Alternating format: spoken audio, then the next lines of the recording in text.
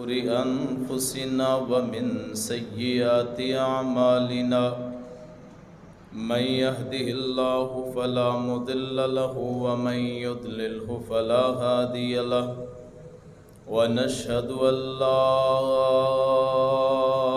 إله إلا الله وحده لا شريك له ونشهد أن محمدًا عبده ورسوله اللهم صل على محمد وعلى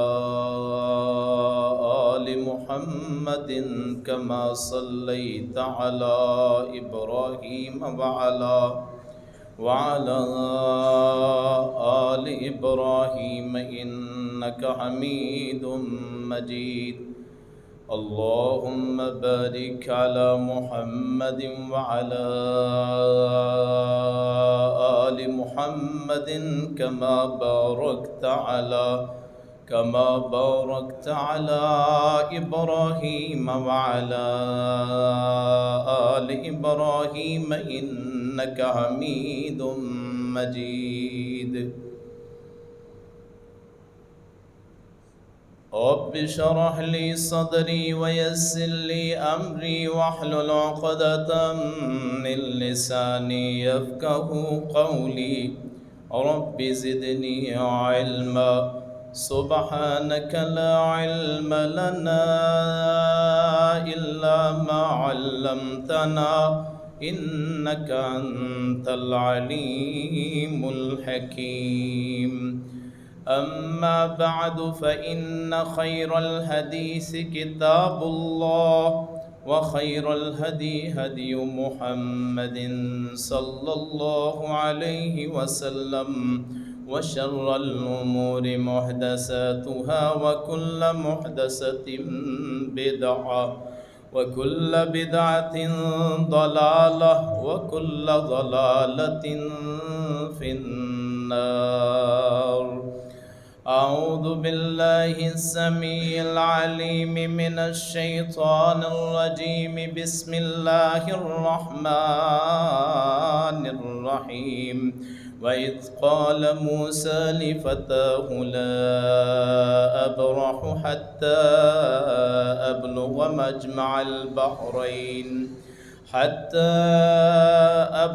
مجمع البحرين أو أمضي حقبا فلما بلغا مجمع بينهما نسيا حوتهما فاتخذ سبيله في البحر سربا صدق الله مولانا العظيم صدق رسول الله نعم ولا صدق الحمد لله برادران اسلام، بزرگوں، دوستوں، بھائیوں، سننے والی معززات، سامعات، ماؤں، بہنوں،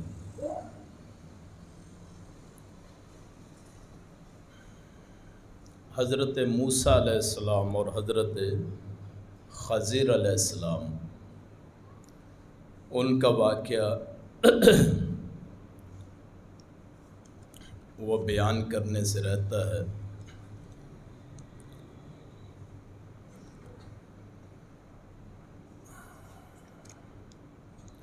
حضرت موسیٰ علیہ السلام شاگرد بنے حضرت خضر علیہ السلام کے۔ آج کے دور میں بہت سے افراد، ان کا عقیدہ یہ ہے کہ حضرت خضر علیہ السلام آج بھی زندہ ہیں، موجود ہیں، اور ان کی اللہ والوں سے ملاقاتیں ہوتی ہیں۔ بہت سے لوگ اس نظریے کے ہیں۔ حقیقت یہ ہے کہ حضرت خضر حضرت موسیٰ علیہ السلام کے دور میں تھے اور وفات پا چکے۔ حضرت موسیٰ علیہ السلام جیسے اللہ کے پیغمبر تھے، رسول تھے، ایسے ہی حضرت خضر علیہ السلام وہ اللہ کے نبی تھے۔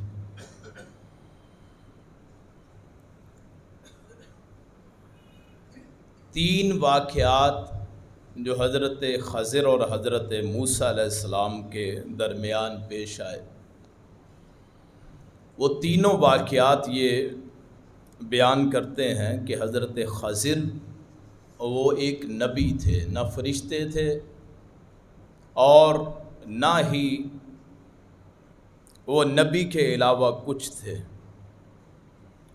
بعض لوگوں نے ان تینوں واقعات کی بنیاد پہ یہ عقیدہ بنانے کی کوشش کی کہ اولیاء اللہ جو ہوتے ہیں وہ انبیاء سے افضل ہوتے ہیں، اعلیٰ نبی جو ہوتا ہے وہ اللہ کا اصل ولی وہ ہوتا ہے۔ یہ ہو ہی نہیں سکتا کہ نبی سے بڑا کوئی مقام کسی کا ہو، نبوت سے اوپر چیز ہی کوئی نہیں۔ نبی کا لفظی مطلب سمجھ لیں تو پھر ہمیں یہ بات سمجھ آ سکتی ہے۔ نبی کے 2 معنی ہیں، ایک معنی یہ ہے کہ جو خبر دے اللہ کے، اس میں نہ غیب کا ذکر ہوتا ہے، ہم نے یہ لگا لیا ساتھ ترجمہ میں لکھ دیا غیب جاننے والے نبی، حالانکہ غیب کا تو سوال ہی نہیں ہے۔ نبی کا معنی ہوتا ہے جو خبر دے، نبا سے ہے، عَمَّ يَتَسَاءَلُونَ عَنِ النَّبَإِ الْعَظِيمِ، تو خبر دینے کے معنی میں جو اللہ پیغام پہنچائے وہ لوگوں تک خبر پہنچاتے ہیں، بس نبی کا یہ معنی ہے۔ اور دوسرا معنی یہ ہے جو اونچا ہو، جس کا مقام اونچا ہو۔ ایک حدیث آتی ہے من صلی علی نبی فلا صلاۃ لہ، جس نے کسی ٹیلے پہ نماز پڑھی تو اس کی نماز نہیں ہے، اس لیے کہ ٹیلا ہموار نہیں ہوتا، نماز پڑھنے کے لیے آپ کو ہموار جگہ چاہیے۔ تو نبی سے بڑا مقام کسی کا نہیں ہو سکتا۔ جن کے پاس موبائل ہیں وہ ان سے گزارش یہ ہے کہ وہ بند کر لیں، سائلنٹ پہ لگا لیں۔ نبی سے بڑا مقام کسی کا نہیں ہوتا۔ ہاں اگر مقام ہے تو رسول کا ہو سکتا ہے، نبی سے بھی بڑا ہوتا ہے، کیونکہ نبی اور رسول میں فرق یہ ہوتا ہے کہ نبی کو اس کی شریعت نہیں ہوتی، رسول کی شریعت نہیں ہوتی۔ جیسے حضرت نوح ہیں، حضرت ابراہیم ہیں، حضرت موسیٰ ہیں، حضرت عیسیٰ ہیں، حضرت داؤد ہیں، حضرت رسول کریم صلی اللہ علیہ وسلم ہے، یہ ہیں رسول۔ 313 رسول، 1,24,000 کم و بیش نبی انبیاء۔ ہر نبی رسول نہیں ہوتا، لیکن ہر رسول نبی ضرور ہوتا ہے۔ پہلے اللہ کے رسول سے پوچھا گیا کہ آپ کو کب نبوت ملی؟ آپ نے فرمایا جب حضرت آدم اپنی روح اور مٹی کے درمیان تھے، ابھی روح نہیں پھونکی تھی، اس وقت سے اللہ نے لکھ دیا کہ یہ نبی۔ لیکن رسول کب بنے؟ جب 40 برس کے ہوئے۔ ہر رسول نبی ہوتا ہے، نبی ہر رسول نہیں ہوتا ہے۔ مثلا حضرت ہارون نبی ہیں، رسول نہیں ہیں۔ تو حضرت خضر بھی نبی تھے، رسول نہیں تھے۔ کیوں رسول کے لیے لازمی ہے کہ اس کی امت ہو؟ جیسے الی عاد اخاہم ہودا، قوم عاد کے رسول حضرت ہود علیہ السلام۔ الی مدین اخاہم شعیبہ، مدین کے رسول شعیب علیہ السلام۔ الی ثمود اخاہم صالحہ، ثمود قوم کے پیغمبر صالح، جن کی پوری امت ہوتی ہے۔ تو حضرت خضر علیہ السلام اور حضرت موسیٰ استاد شاگرد بنے۔ یہاں نبی بڑا ہو گیا استاد ہونے کے لحاظ سے، رسول جو حضرت موسیٰ ہیں وہ شاگرد بن گئے۔ تو انہوں نے کہا کہ میرا علم اور ہے، موسیٰ آپ کا علم اور ہے، آپ اپنے علاقے میں واپس جائیں۔ انہوں نے کہا جی علم حاصل کرنا ہے۔ تو پھر انہوں نے کہا سوال نہیں کرنا، سوال کر لیا تو شاگردی ختم۔ وہ 3 مشہور واقعات جو حضرت خضر علیہ السلام نے اور حضرت موسیٰ کے درمیان جو ہوئے، ان میں سب سے جو بڑا وہ واقعہ پیش آیا وہ یہ ہے کہ انہوں نے ایک نوجوان کو قتل کر دیا۔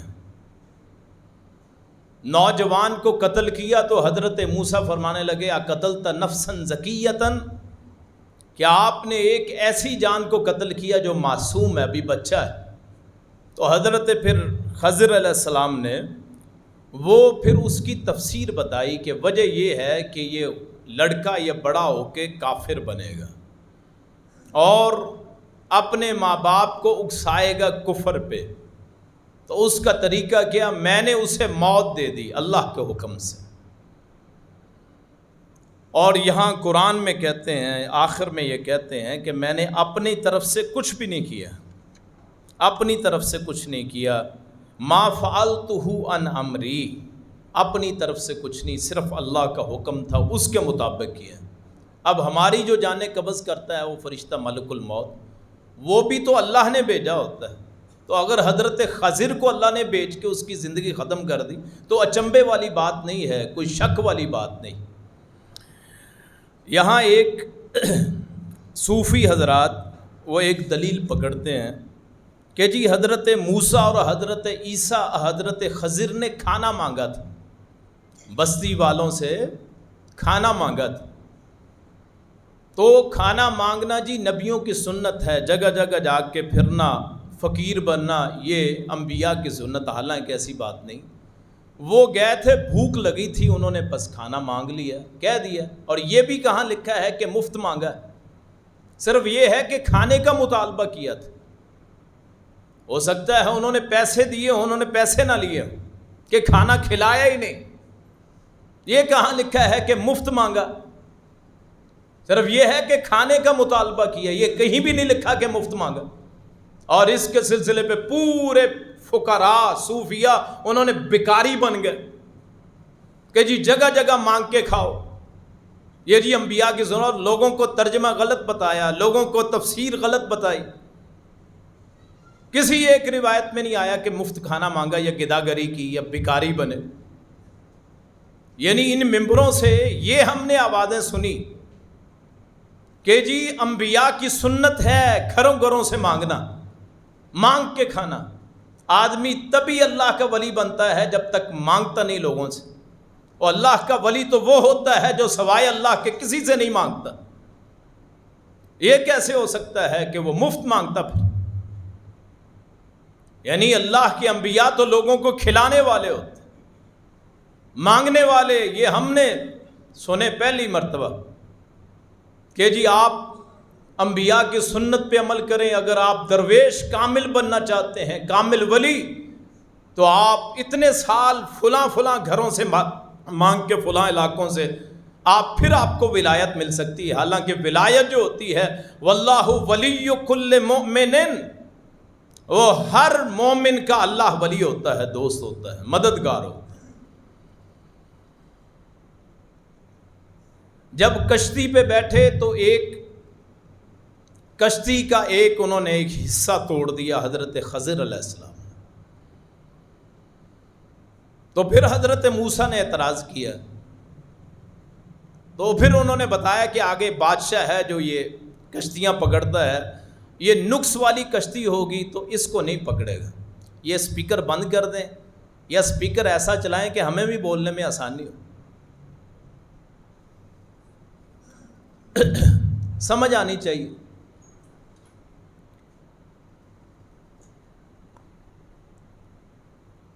وہاں حضرت خضر علیہ السلام نے دیکھا کہ چڑیا ہے جو سمندر میں سے چونچ میں سے پانی لیتی، چونچ میں پانی لیتی۔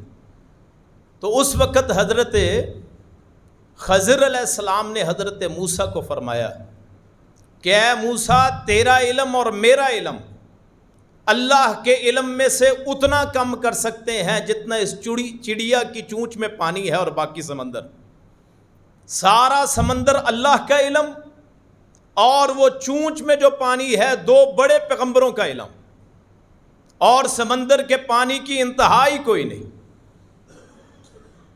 یعنی اللہ کے علم کے مقابلے میں پیغمبروں کی بھی کوئی حیثیت نہیں، اللہ کے مقابلے میں کسی ولی کی کوئی حیثیت نہیں، اللہ کے مقابلے میں خاتم النبیین حضرت محمد الرسول اللہ کی کوئی حیثیت نہیں۔ دیکھنے میں یہ گستاخی لگتی ہے، دیکھنے میں یہ گستاخی لگتی کہ آپ نے کیا کہہ دیا کہ خاتم النبیین حضرت محمد صلی اللہ علیہ وسلم ان کی اللہ کے مقابلے میں کوئی حیثیت نہیں. تو حقیقت تو یہی ہے, اللہ کے مقابلے میں ساری کائنات, ساری ہیچ, کسی کی کوئی مجال نہیں. لوگوں نے اس نام پہ, شرک پہ لوگوں کو لگایا. یہ پیغمبر سب کچھ جانتے ہوتے ہیں, اور ان واقعات کی بنیاد پہ, حضرت خضر اور موسیٰ کی بنیاد پہ لوگوں نے شرک کے ایسے ایسے سلسلے چلائے کہ آپ اور میں حیران. کسی کو خواب آ جاتی ہے جی وہ فلاں کی آرام گاہ بنا دو, کسی کو خواب آتی ہے کہ میں نے یہاں ٹھہرنا ہے, وہاں آستانہ بنا دیا. کہاں کے انڈیا کے بزرگ بو علی قلندر, ان کا چنیوٹ میں بنا دیا, ربوے کے علاقے میں. کیا ہے جی, خواب آئی تھی کہ وہاں حضرت صاحب نے آ کے آرام کرنا, اور لوگوں نے وہاں جا کے ایسے ایسے شرک کے کام کیے کہ اللہ کی پناہ, لا الہ الا اللہ پڑھنے والے غیروں کے سامنے جھکے, قبروں کو پوجا, مٹی وہاں کی لے کے بطور شفا کے استعمال کی, چادریں چڑھائیں, قبے مزارات بنائے. پتہ ہی نہیں اللہ کون ہے, اللہ کی پہچان کیا ہے, اللہ کا مقام کیا ہے. ما قدر اللہ حق کا قدر ہی, اللہ کی قدر کی ہی نہیں, اللہ کی پہچان نہیں کی کہ ہمارا مولا کون ہے. جو ان اولیاء کی کرامات پہ کسی نے کہا جی یہ پہاڑ کو ہاتھ دے کے روک دیا, ایک پہاڑ کو روکا. رب کائنات وہ ہے جو ہزاروں پہاڑوں کا پیدا کرنے والا ہے. ایک پہاڑ کی وجہ سے اس کو پوجا, اس اللہ کے نیک بندے کو. تو جس نے ہزاروں لاکھوں پہاڑ بنائے اس کو پوجنے کی باری کب آئے گی؟ کسی ایک کے تعویذ سے کوئی بیٹا پیدا ہو گیا, ساری زندگی اس کے مرید بنے, حالانکہ وہ بھی اللہ کرنے والا ہے. جس نے کروڑوں اربوں کو پیدا کیا اس کی پہچان ہی نہیں. ایک نے یہ کہا کہ آسمان سے بجلی آئی, اسے لوٹے میں اس نے قید کر دیا. اس کو اس بنیاد پہ, اس کرامت کی بنیاد پہ مانا. تو وہ ذات جو ہر روز اتنا بڑا سورج نکالتی ہے, شمسی توانائی کا بے پناہ ذخیرہ جو مہیا کرتی ہے, اس کا پہچان ہی نہیں. ایک کو دیکھا کہ اس کے تعویذ سے نوکری مل گئی, اس کی بنیاد پہ اس کو پوجا, اس کے مرید بنے. وہ اللہ جس نے کروڑوں اربوں کو پالا, جس نے حلال و حرام جانوروں کو پالا, اس کی پرواہ نہیں. آپ کے اس شہر میں, اس بستی میں, اس قصبے میں کتنے ایسے لوگ ہیں جنہوں نے تعویذ پہنے فلاں کی سرکار کے نام پہ, چھلے اور کڑے پہنے, کتنوں نے دھاگے باندھے, کتنوں نے دموں کے نام پہ لوگوں کو بیوقوف بنایا, اور لوگوں نے اپنے عقائد برباد کیے. ہاں الحمدللہ مجھے یہ شرف حاصل ہے کہ جب سے اللہ نے یہ زبان کو قوت دی ہے, کبھی یہ پرواہ نہیں کی کہ مسجد کے نمازی کم پڑ جائیں گے. مسجدوں کو آباد کرنے والا میرا اللہ. آپ اگر اللہ کی توحید بیان نہیں کر سکتے, اگر ایک اللہ کی وحدانیت کو بیان نہیں کر سکتے, اس سے بہتر یہ ہے کہ شرم سے ڈوب مرے. میں اس تبلیغ کو خیر بات کہنا منظور کروں گا جس تبلیغ میں یہ لکھ کے دے دیا جائے کہ آج کے بعد توحید پہ بات نہیں کروں گا. فائدہ ہی کیا ہے؟ اور بوڑھے ہو گئے, داڑیاں بڑی ہو گئیں, ماتھوں پہ محراب پڑ گئے, ہزاروں سجدے کرتے کرتے بوڑھے ہو گئے, برسوں کے نمازی, تہجد گزار, حج عمرہ بھی کر کے آئے, سارا کچھ کرنے کے باوجود اللہ کی پہچان نہیں, غیر اللہ سے مدد اسی طرح جائز. یاد رکھیے ایسی ہزاروں عبادتیں اللہ کی توحید پہ قربان, جس میں اللہ کی پہچان نہ ہو اس عبادت کی کوئی وقت نہیں. آپ ہزار لوگوں کو کھانا کھلائیں, آپ جو مرضی نیک عمل کریں. میں اپنی مثال دیتا ہوں, اگر مجھے میرے مولا کی پہچان نہیں ہے کہ میرا خالق مالک, میرا رازق کون ہے, میرا دستگیر کون ہے, میرا غریب نواز کون ہے, میرا داتا کون ہے, میرا غوث اعظم کون ہے, میرا بگڑی بنانے والا کون ہے, تو میری ساری تبلیغ عقارت, سارا کچھ ضائع. اور میں گزارش کروں گا، آپ لوگ ہچکچاتے ہیں بات کرتے ہوئے ان لوگوں سے جو ان شرک کے کاموں میں پڑے ہوئے. زندگی اللہ نے ایک مرتبہ دینی ہے، اسی کی بنیاد پہ اللہ نے فیصلے کرنے. جب میں اپنی قبر میں ہوں گا یا آپ اپنی قبر میں ہوں گے، میں بار بار ہر جمعے میں کہتا ہوں، کیوں کئی افراد نہیں آتے ہیں کہ میں جب اپنی قبر میں ہوں گا یا آپ اپنی قبر میں ہوں گے تو یاد رکھیے اس وقت اس توحید نے ہمیں وہ فائدہ دینا ہے جو کائنات کی کوئی اور چیز فائدہ دے سکتی نہیں. اس تبلیغ کو عام کریں، ہر چوراہے پہ اپنے دوستوں کو قائل کریں، اپنے گھر والوں کو قرآن کی آیات سنائیں، اپنے ساتھیوں کو بتائیں کہ خدا را شرک سے باز آ جاؤ. کلمہ پڑھنے کا کیا فائدہ ہے اگر کسی قبر کو سجدہ ہی کرنا ہے؟ اگر غیر اللہ کے نام کی نیاز دینی ہے، اور یہ میں نے اس قرآن کے 16ویں پارے سے یہ حضرت خضر اور موسیٰ کی یہ چیز لے کے کہ حضرت موسیٰ اور خضر کا علم اللہ کے علم کے مقابلے میں اس قدر ہے جتنا ایک چڑیا کی چونچ میں پانی ہوتا ہے. وہیں سے میں کہتا ہوں صرف ان کا نہیں، پوری کائنات کا علم جو ہے اللہ کے مقابلے میں کچھ بھی نہیں ہے. آئیے عہد کیجیے اپنے دل سے کہ اپنے آپ کو شرک سے نکالنے. کتنا عرصہ اور اپنی اولاد کو دیکھیں گے، خود اپنے آپ کو دیکھیں گے. اپنے محلے والوں سے ڈرتے، اپنے رشتہ داروں سے ڈرتے، دوستوں سے ڈرتے، معاشرے سے ڈرتے، اور میڈیا پہ کوئی توحید کی بات کرے اسے بین کر دو، فلاں کر دو، فلاں کر دو.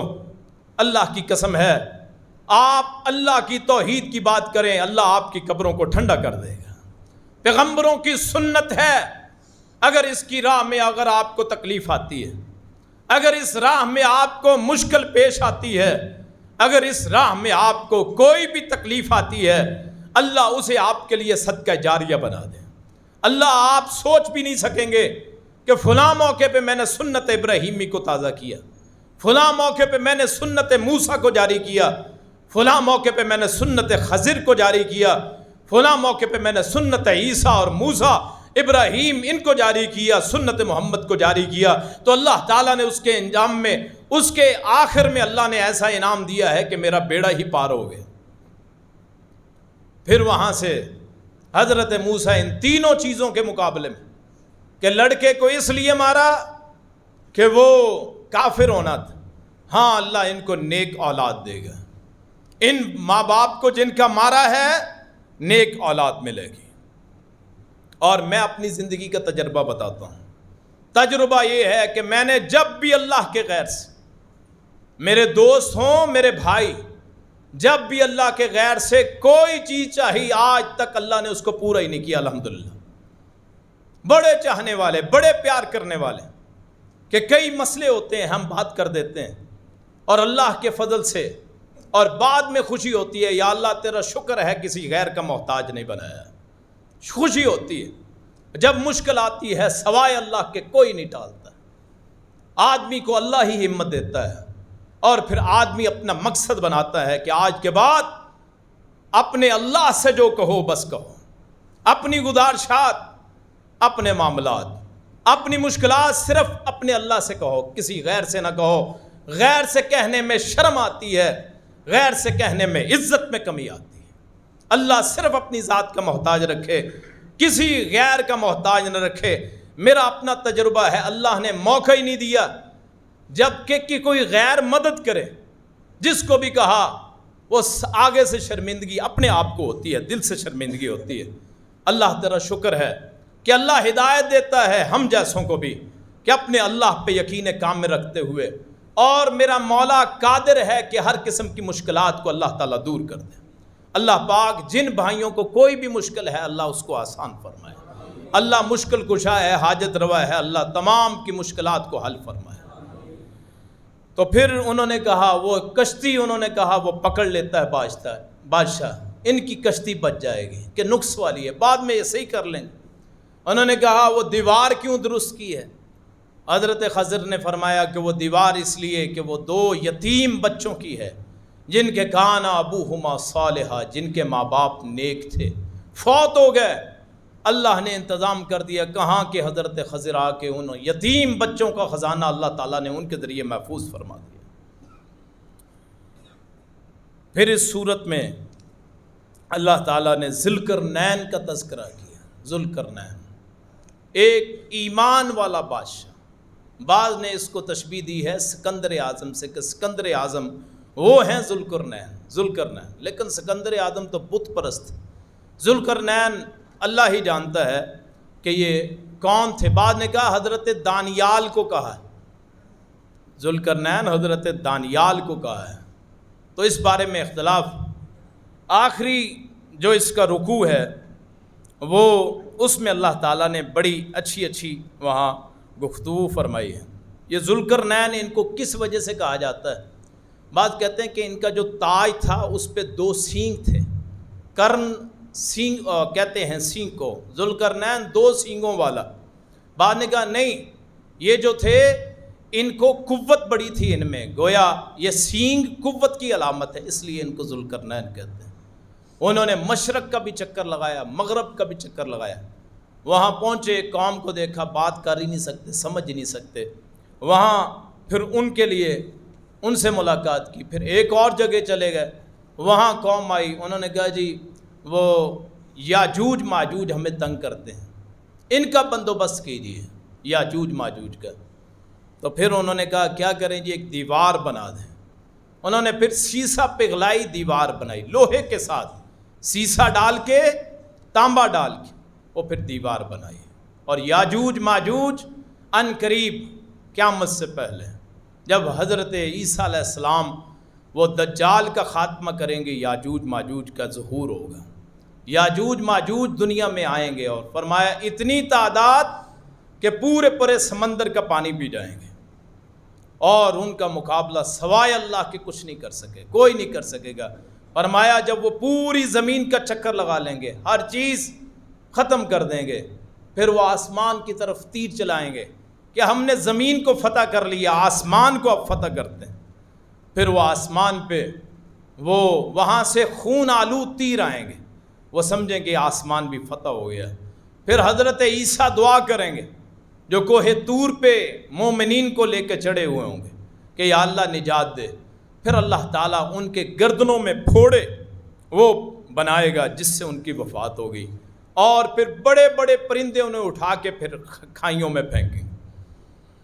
رسول اللہ نے فرمایا یاجوج ماجوج یہ صبح کھودتے ہیں اس دیوار کو کھودتے ہیں، شام کو پھر ویسے ہی ہو جاتی ہے، چونکہ نکلنا چاہتے ہیں، وہاں اللہ کا حکم آئے گا پھر وہ نکلیں گے۔ بعد نے کہا جی دیوار چین ہے، کہ دیوار چین اس کے ارد گرد جو کہتے ہیں چائنا والے یہ ہیں یاجوج ماجوج، کسی نے کہا روسی ہیں یاجوج ماجوج، کسی نے کہا ترکی ہیں یاجوج ماجوج، لیکن صحیح بات اللہ ہی جانتا ہے، ان کا ظہور ہونا ہے، ابھی ظاہر نہیں ہوئے۔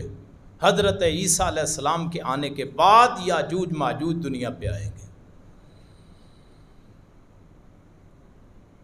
آخری رکوع میں اللہ تعالیٰ نے پھر بیان فرمایا مسلمانوں کا عقیدہ۔ اللہ تعالیٰ نے اس میں آخری جو 3 آیات ہیں اس میں بہترین انداز میں اللہ نے فرمایا ان الذین آمنوا، بے شک وہ لوگ جو ایمان لائے، وعملوا الصالحات، انہوں نے نیک عمل کیے، کانت لہم جنات الفردوس نزلا، ان کے لیے فردوس، جنت الفردوس، فردوس کے باغات ان کی مہمانی ہوں گے، خالدین فیہا لا یبغون عنہا حولا، ہمیشہ اس میں رہنے والے اس سے بدلیں گے نہیں، وہیں رہیں گے۔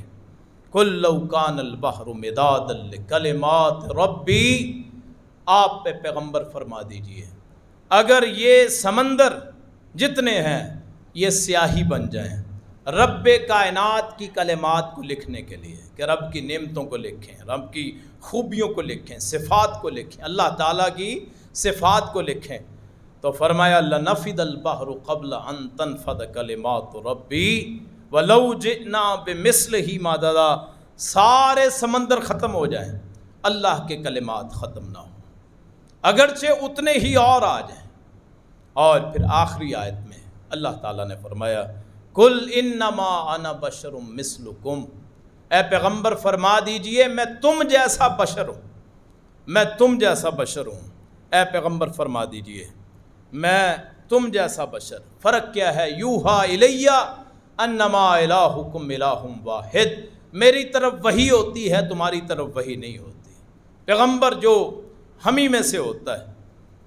اللہ کے رسول صلی اللہ علیہ وسلم نے اپنے بعد میں آنے والوں کو اپنا بھائی کہا۔ یہاں بہت لوگ اعتراض کرتے ہیں کہ رسول اللہ بشر کہہ دیا، اللہ کہہ لے تو خیر ہے، لوگ نہ کہیں۔ حالانکہ اللہ نے کہہ دیا تو آپ کے کہنے میں کیا حرج؟ رسول اللہ نے خود کہا میں بشر ہوں۔ آپ صلی اللہ علیہ وسلم آپ نے فرمایا میں بشر ہوں، انسا کما تنسون، میں بھول جاتا ہوں جیسے تم بھول جاتے ہو۔ آپ بشر ہیں، انسان ہیں۔ ہمارے لیے فخر کی بات ہے کہ رسول اللہ انسانوں میں سے، اگر وہ انسانوں میں سے نہ ہو تو ہمارا فخر کیا باقی رہے؟ ہمارے لیے فخر کی بات۔ لیکن لوگوں نے اپنے پیٹ کے لیے، فرقہ پرست لوگوں نے، مولویوں نے، ملاؤں نے فرقے بنا کے مشہور کر دیا کہ اللہ کے رسول نور ہیں، بشر نہیں ہیں۔ اذان سے پہلے پکار لگاتے ہیں نورم من نور اللہ، اور ہم بڑے شوق سے کہتے جی بڑے ثواب کا کام ہے۔ میرے بھائیوں، قرآن کریم، احادیث، کسی ایک جگہ نہیں ہے کہ رسول اللہ اللہ کے نور میں سے نور ہے۔ یہ تو شرکیہ عقیدہ ہے۔ اللہ کے نور میں سے کوئی نہیں نکل سکتا، اللہ کے نور کو کوئی دیکھ ہی نہیں سکتا۔ آپ سے پوچھا حضرت جابر نے کہ کیا آپ نے اللہ کو دیکھا؟ آپ نے فرمایا وہ تو نور ہے، میں اسے کیسے دیکھ سکتا ہوں؟ نور ہے۔ حضرت عائشہ رضی اللہ عنہا انہوں نے کہا وہ بندہ جھوٹ بولتا ہے جو کہتا ہے کہ اللہ کے رسول نے اللہ کو دیکھا ہے، کیونکہ نور کو کوئی دیکھ ہی نہیں سکتا۔ سورہ النور 19واں پارہ 18واں، اس میں اللہ تعالیٰ نے فرمایا اللہ نور السماوات والارض، اللہ ان آسمانوں اور زمین کا نور ہے۔ مثل نورہ کمشکۃ فیہا مصباح، اس کے نور کی مثال ایسے ہے جیسے کوئی تاکچہ ہوتا ہے، تاکچہ کہتے ہیں جس میں کوئی چیزیں رکھتے ہیں۔ فیہا مصباح، جس میں کوئی چراغ ہو۔ المصباح فی زجاجہ، وہ چراغ ایک شیشے میں ہو۔ الزجاجۃ کأنہا کوکب دری، وہ جو شیشہ ہے گویا وہ ایک ستارہ ہے، چمکدار، انتہائی چمکدار ستارہ ہے۔ یوقد من شجرۃ مبارکۃ زیتونۃ، جسے جلایا جاتا ہے ایک مبارک درخت سے جو زیتون کا ہے۔ لا شرقیۃ ولا غربیہ، نہ اس کا کوئی مشرق ہے نہ اس کا کوئی مغرب ہے۔ یکاد زیتھا یضیء ولو لم تمسسہ نار، وہ اس کا تیل جو ہے قریب ہے کہ وہ روشنی کر دے اگرچہ اسے آگ پہنچے نہ پہنچے۔ نور علی نور، وہ نور کے اوپر نور ہے، نہ اس کا کوئی مشرق ہے نہ اس کا کوئی مغرب ہے۔ اللہ بہت بڑی ذات، آپ اور میرے تصور سے بڑی ذات ہے۔ آئیے اللہ کے بارے میں عہد کریں کہ اللہ کی آیات کو پڑھ کے اللہ کی پہچان حاصل کریں، ترجمے کے ساتھ قرآن پڑھیں۔ ہمارے معاشرے میں مشہور کر دیا گیا کہ ترجمہ نہ پڑھو، ترجمہ اور ہوتا ہے، الفاظ اور ہوتے ہیں۔ میرے بھائیوں، ترجمہ اتنا ضروری ہے جیسے مچھلی کے لیے پانی ضروری۔ آپ اور میں کیسے تصور کر سکتے ہیں کہ ہمارے مولا نے اتنی بڑی کتاب اتاری اور ہم نے اسے کبھی پڑھا ہی نہیں، اور اگر پڑھا ہے تو ترجمہ تو کبھی پڑھا ہی نہیں۔ قرآن ایک ایک رات میں جی وہ ختم کر دو، جی قرآن ختم کر دو، ایک ایک رات میں قرآن ختم کیا جاتا ہے، خاص طور پہ رمضان میں۔ تو یہ نہیں سوچا جاتا کہ اس میں لکھا کیا ہے۔ بسم اللہ سے لے کے قرآن کریم کی پہلی آیت سے لے کے الناس تک شاید کوئی بندہ ہو جس نے مکمل قرآن کو پڑھا ہو، اس لیے کہ دلچسپی نہیں ہے۔ اسی لیے ان فرقہ پرست مولویوں کے ہاتھوں میں ہم کھیلتے ہیں، جب چاہتے ہیں بیوقوف بناتے ہیں، جو چاہتے ہیں نئی شرک بدعت پہ لگاتے ہیں، اپنے ترجمے رکھے ہوئے ہیں۔ آپ جب ترجمہ پڑھیں گے، خود پڑھیں گے، اللہ کی پہچان حاصل ہوگی، اللہ کی معرفت حاصل ہوگی۔ ہمیں تو شاید یہ بھی نہ علم ہو کہ اللہ اکبر کا معنی کیا ہے، السلام علیکم کا معنی کیا ہے، رحمت اللہ کا معنی کیا ہے، برکاتہ کا معنی کیا ہے، سمیع اللہ لمن حمیدہ کا معنی کیا ہے، سبحان ربی العظیم کا معنی کیا ہے، سبحان ربی الاعلیٰ کا معنی کیا ہے، سورہ فاتحہ کا ترجمہ کیا ہے، آمین کا ترجمہ کیا ہے۔ جنازے کس کو کہتے ہیں؟ جنازہ نماز کا عربی میں کیا ہے؟ صلاۃ جو ہے اس کا اصل لفظی معنی کیا ہے؟ ہم اتنے دین سے غافل ہو گئے، ترجمہ پڑھتے نہیں. کیوں؟ ہماری ترجیحات اور ہم نے وہ تنخواہوں پہ رکھے ہوئے ہیں. یا تو پیر ہیں، مرشد ہیں، ان کی بس خدمت کر دو کہ آل رسول ہیں بخشا لیں گے. کوئی اللہ کے علاوہ کوئی کسی کو بخشا نہیں سکتا، کوئی سفارش نہیں کر سکتا. یاد رکھیے زندگی میری اور آپ کی یہ دار العمل ہے، دار الجزا آنے والا ہے. عمل کرو گے پھر پھل ملے گا.